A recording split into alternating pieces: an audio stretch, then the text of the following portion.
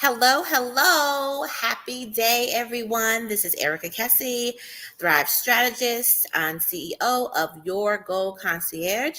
I am very pleased to be here with Abby for Business Owner Burnout. Yay! Okay. So, Abby, tell us about yourself and what we're going to talk about today. Hi, yeah. Happy day, everyone. I am Abby. I'm the CEO and owner of Queendom Empire, where I offer virtual COO services, online business management, and um, have a list of virtual assistants to outsource to help your business run a little smoother. So hopefully we can help you avoid business owner burnout.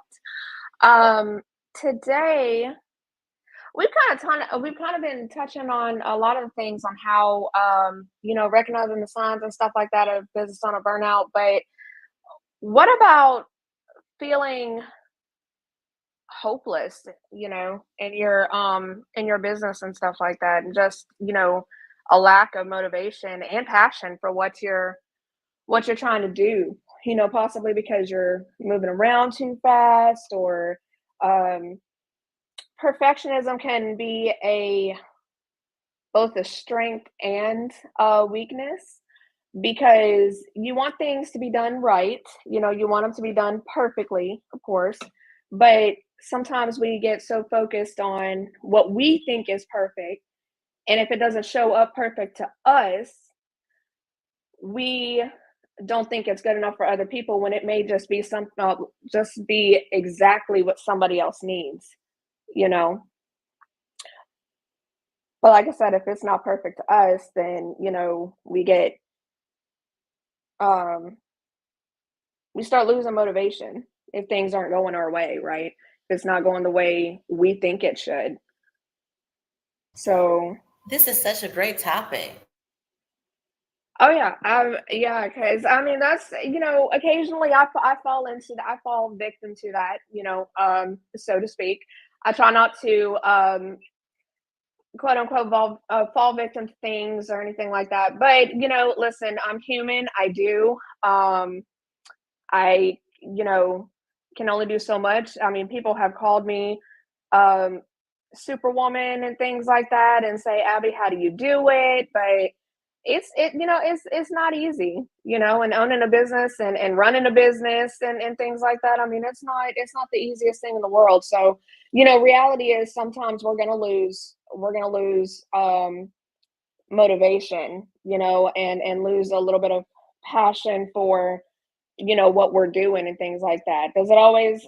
I mean, it don't last if you know how to um tackle that, if you know how to combat that and things like that. But um it's a reality for a lot of people, and encouragement is so important with that. And of course that ties back to having a good support system with what you're doing, you know so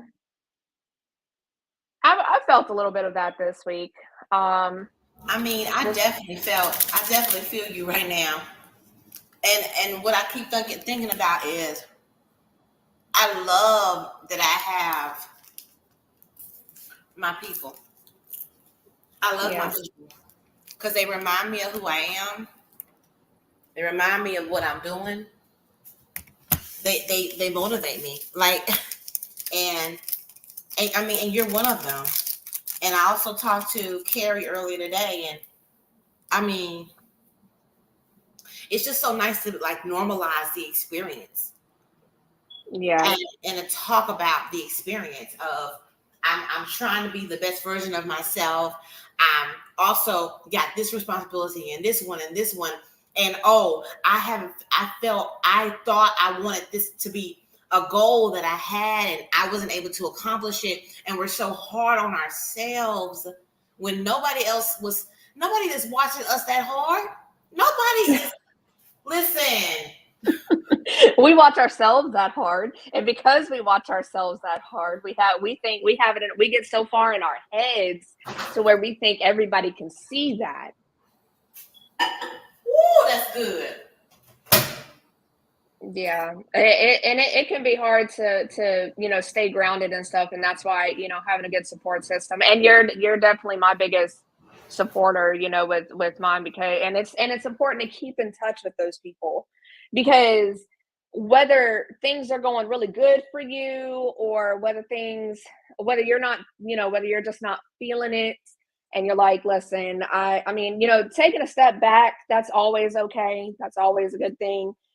Just don't stay there.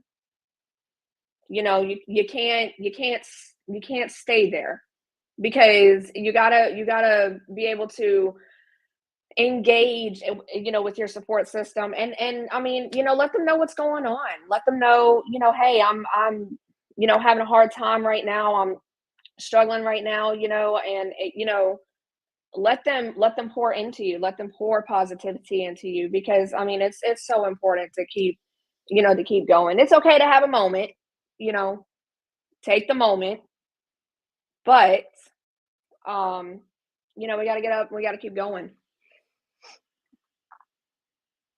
We got to. I love that you said take a moment. I mean, and everybody else. If I have heard people say to just move past things, but if you do not take that moment and then maybe even reflect on how you got to this point, Oh yeah, you will continue to fall prey to that pattern. yeah, yeah. It's really important to analyze how you got to, how you got to that point, and what you could have done, because even though it may not be all your faults and stuff, you can't control, a lot of circumstances that happen and things like that, but you can control how you react to them. So taking a moment to reflect how things happen and process how things happen and things like that, and like, okay, I probably didn't respond to this correctly, or I probably didn't do this correctly, or maybe I could have done more here, maybe I should have fallen back a little more here. That stuff's important to analyze.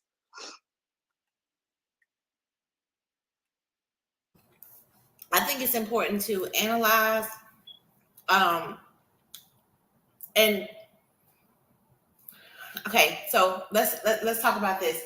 I just got off the phone with one of my Thrive strategists, and they were talking to me about how I've been doing this project that I have right now, where in real time, when there's something that's coming up that needs to be fixed on the SOP, it's immediately being updated. We're immediately communicating right in the moment, like what is happening, what we see, what is needed, so that it can be changed and delivered effectively. And that's how we have to move in our life. You don't, like, sitting and staying where you used to be. And when I say used to be, I'm talking about even 5 minutes ago. Hmm. Sitting and staying there and being, and not deciding that this next moment I can be better. This next moment, I saw where I came from. I saw that Hmm. that was not good. That I didn't like being there. And the next moment is I'm going to move towards where I want to be and how I want to be. Yeah. Yeah, definitely. Because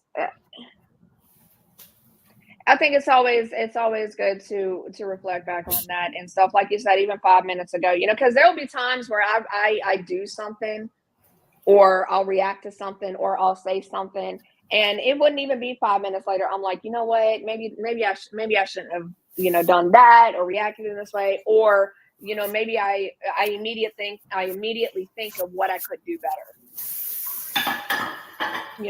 And I just try to stay prepared like that. Does it always work out? No. Life has a funny way of throwing you challenges.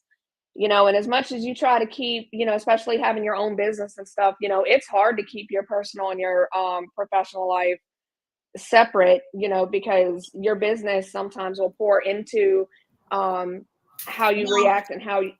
how you are in your personal life, and then vice versa. Speak. I mean, I mean, because I love what you're saying right now. Because it's you are people try to act like business owners are not running the business. Like that's why this is called business owner burnout, because when you have allowed yourself to get to this point, or you're steadily on your way there, because you are not looking at where you are and digesting that is not the way. The next version of me 5 minutes from now, I want to be closer away from the burnout than closer to the burnout. yeah, And it takes you to decide. It's a decision. It's a decision. I am deciding today that I am moving away from all the symptoms that makes up burnout, putting other people first without myself, not being organized, not I forgot this appointment, but the next appointments I'm not going to forget. I'm going to put some systems in place to ensure that doesn't happen. Or I'm going to add more people around me to ensure things are flowing well, even if I need to take a step back. Like, yeah, there's just so much that can be done with you wanting to be the better version of yourself. But definitely. we should always acknowledge that you did the best that you could 5 minutes ago. Yes, and have grace for yourself with that, because can we talk about how let's go back to your you said it's a decision that you make. A lot of things that happen in life and things like that, it really is. It's some most of the time it can come down to as simple as making a decision. How am I going to respond to this? How am I going to handle this? Okay, if I didn't do this to the best of my ability, if I feel like I could have done something better, what can I do from here moving forward to do better next time? And have that grace for yourself, because these decisions, that we're faced with and things like that in life, I mean, they're not always easy. And it's not always common sense. And It's what, you just said something real that I just want to kind of really talk about. That is, you said these decisions, and what I want to really pinpoint on is a business owner is called having decision fatigue. mhm. Like, it's just too much. Like, this is so this is I love our sessions because it's like whatever I just occurred seems to show up here for us to process it in real life on live with people. Is the point that sometimes you just want somebody to tell you what to do. Like, Please, yeah, say that again. Yes. Yeah.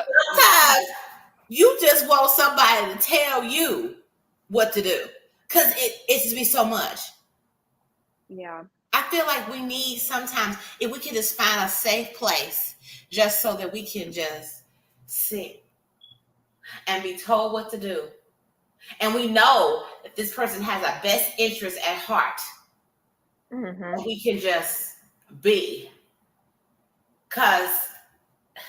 And that goes back to hiring the right people and having the right people around you. Yep. Yeah. Yep. Because Yeah. even us like you and I as women, and as mothers especially, because that's what our businesses look toward to is mothers. Yeah. How many times a day are we making decisions for our kids? Erica, I'm sitting here, I'm school shopping for my 5th grader because I don't have the patience to take him in the store. So I'm the one making the decisions on what he's getting to take to school. You know what I'm saying? Yeah, we got a list. But I was just thinking about it today. I'm like, man, I used to love school shopping with my mom because I used to be able to go pick things out. And down here where we live, actually, even the public schools, you don't have a whole lot of options. Between your clothes, you got to wear a uniform. So there goes school clothes shopping. That can be both a good thing and a bad thing. Okay, they did that because of bullying or whatever. They are getting to the point now where you can only take clear book bags to school. Now, my kids attend a private school, so they get to have some kind of an option for their book bags, and that's and normally I let them pick one out. But this year, I don't think I'm gonna do all that. I think I'm gonna just buy his book bag because he's gonna get back later than what I expected. But you used to be able to take the notebooks that you wanted for school and things like that, and now things are so strict down here. I'm not from here, so this was a culture shock even for me. I'm like, my kids aren't even getting the same experience to go to school that I did growing up. But we make decisions most of the time. It's, mom, what are we going to have for dinner? Mom, what are we doing today? Mom, can we do this after school? Mom, can we do this? Mom, can I wear this? Mom, can I get that? I'm so tired of hearing mom during the school year. Like, and even, okay, I know, like, I'm in a relationship. Okay. So even that's my grown child. Okay. I don't have a grown child for real, but that's my grown child. Baby, do you know what we're having for dinner? No, I haven't even thought about it. I just finished breakfast. You know what I'm saying? Like, I have no clue. Like, I'm becoming a fan of leftovers because that's one less thing I got to think about the next day. One less decision that I have to make the next day.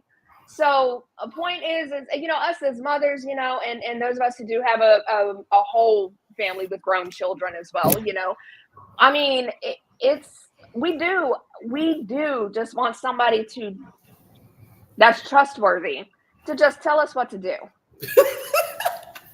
What do we do next? Because I'm tired of being the decision maker for everything. My brain is tired. You know what I'm saying? It's hard. It's rough, and sometimes we need a break. I mean, people don't realize that, we have our business going, we have our family going and things like that. But we really get tired too.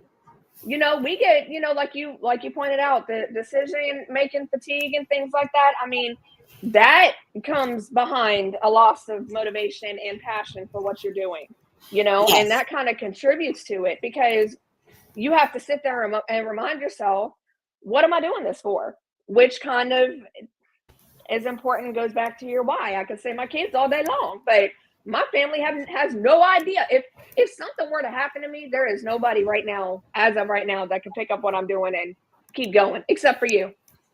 But my family wise, my quote unquote why, yeah, they can't do it. They have no clue. They would not know what to do next. So, I mean, keeping that passion, and then, feeling hopeless and stuff, that's a real thing, whether we like to admit it or not. And even those of us who try to stay encouraging people and stay supporting people and stay serving people, I mean, it's human nature. It's just human nature, and stuff piles up, and life gets busy and things like that. So, that's been really heavy on my mind, this week and things like that, because I have had a unusual more of these kind of attacks and stuff like that, on myself this week. I've been, going through a lot, dealing with a lot and things like that. And it's refreshing to be able to come on here today and just talk about this kind of stuff because it's real life. It really is. Mm-hmm. It's it's a lot. And which is one reason why, and you know this about my business, that I want that the end goal for me is to provide a place, a refuge. intentional refuge where you don't have to do a thing at all, because I think that there's so many pressures around us that hinders us from actually doing it for ourselves. You Yeah. need a place to go, and they will not let you lift a finger. Yeah. Yeah, I think there's a lot of women, especially because I know that is geared, more so for women and stuff coming, coming from you and stuff. But that I don't think I'm just gonna be honest. I don't think a lot of them would even know what to do with with that opportunity and things like that No, they're because not. They probably gonna be sitting somewhere crying, because let me just tell you, no, I know, because I actually took myself through this. yeah, The first month, that's why I said it needs to be. You and I talked about this. It needs to be 3 months. And when I said yeah, that to you, and also the other person that was on the board, y'all were like 3 months, and I was like, okay. I know it took me a month to get to a point where I was not looking for somebody to take care of, trying to find something and beating up on myself for not being a person that was giving everything to everybody. It yeah, took me a month. Then the second month, about mid-month, I finally got to a point where I allowed it to be all about me. I allowed myself to curate a day that it was all about my satisfaction. And it was that third month that I had to go ahead and I started grieving that I had finally got here. And it was time to go back to the people. And I had to set boundaries. I had to be secure and clear about the boundaries that I had now established on how I want to move in the world, where I am not helping people, I am partnering with people. There's always reciprocity in every circumstance that I'm in, or I leave the circumstance. Period. right, And that's radical, yeah, especially when you've been conditioned to believe that you must serve and give and decide and do and go and constantly for everybody else. yeah, yeah. It is something very radical. I still try to wrap my brain around it, but one of these days we're gonna, definitely try that. That's gonna be interesting with me starting all over. You know what I'm saying? For those of you who don't know, I'm like 6 months pregnant. My youngest is 10 as of now. Will be 11 by the time I have a baby. So you talk about starting over. Yeah, that was interesting to find out. But I think it's something that's very much needed. Because all of the things that all of these things that we talk about and things like that. I mean, they're real feelings. They're valid. Um, real situations and people really go through them, and it really causes, burnout in your life and that will definitely pour into your business and, have a very negative effect on your business. So in order to take care of your business and to nurture your business and stuff like that. I mean, if the business is coming from you, it's only fair that you nurture yourself, and you take care of yourself because you Ooh, can't okay, wait a pour minute. from Wait a minute. Wait a minute. Wait a minute. Wait a minute. Say that one more time. in order to nurture your business and to take Mm, care of your business. mm. You if it comes from you, you have to nurture and take care of yourself Okay. because you And I'm cannot gonna make pour that a from an quote. empty cup. I'm gonna make that a quote because I don't think that people see being a business owner and thinking of being a business owner, right? That nurture is Mhm. a part of it. So that's No. why, right? Yeah, no, they don't. And it shows. Like if you really, if you're an observant type of person and you deal with other privately owned businesses and things like that, you can really tell who's taking care of themselves and who's not. It Mm. will show. So Yeah, you can tell that's, it. yeah, You can tell it. definitely. I mean, and it's a lot of people, you have to be careful how you approach that with people, these days, because first of all, not everybody can take criticism, constructional criticism, because we think when we say the word criticism and stuff like that, it's this really bad and very rude thing and stuff. But I believe there's a way to say everything you have to say. There's a way and there's a time to say it. You know, Yes. and you have to, part of being a COO, right, is to point things like that out. Yes. And that can be, that can also be very tricky for women, because more particularly women, because that, how do I put this? You can't do that all the time. And well, a lot of women are conditioned to where you can't do that all the time in your personal life. Maybe not even a lot. Just there are some women where look, there's time to be silent, right? There's a time to be quiet. There's a time like not to speak up, and they have a hard time figuring out when that time is. The way I think about it is, if you got something to say, you got something to say. Girl. Okay, listen. You know me. Okay. I have a strong man that I'm interacting with. And there's times that it's just yes.